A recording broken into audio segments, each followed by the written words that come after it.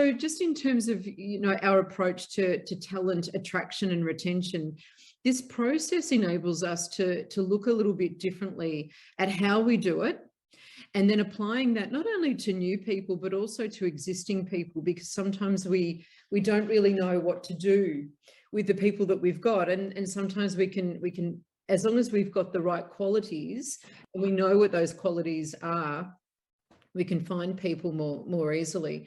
But this model that I'm about to show you deals with not just finding the right people, but it's a process that enables you to speak to those people through advertising.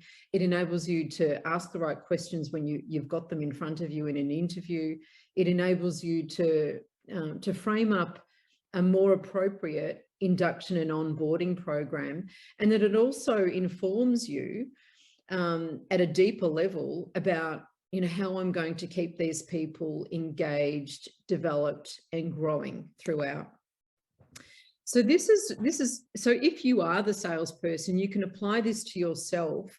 But if you're the owner of an organization and you have salespeople, then you can apply it to them. So where it says, our salesperson is someone who, if that's you, just start it with, I am someone who. That's the only difference there. So we start with an identity. So once we've got the right person, so the qualities that we're trying to attract for a sales role, then we can start to move through this pyramid. So let me take you through this abstractly and just give you the pillars that I'm talking through, and then I'll give you an example. Now that example is also in the workbook that I've provided you with. So if we start with the right person, so who are we trying to attract? Who is that person to start with? What are the qualities that stand out immediately if I'm thinking about the salesperson that we need now?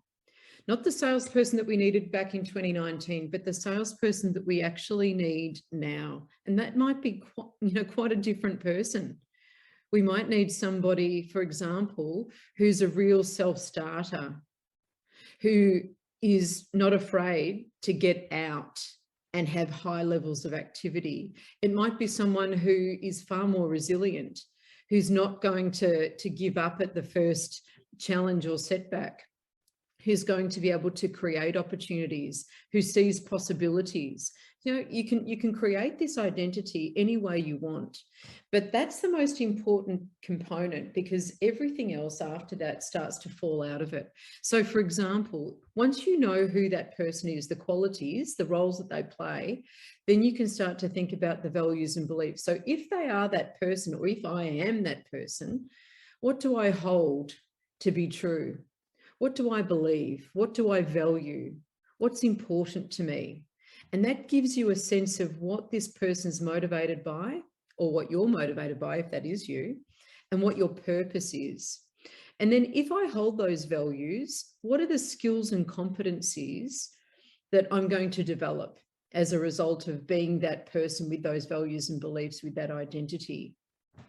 And then from there, what are the behaviors that are likely, what the actions, the reactions that are going to fall out of someone who has those skills and competencies, who has those values and beliefs, and what they hold as important, and who they are as that identity.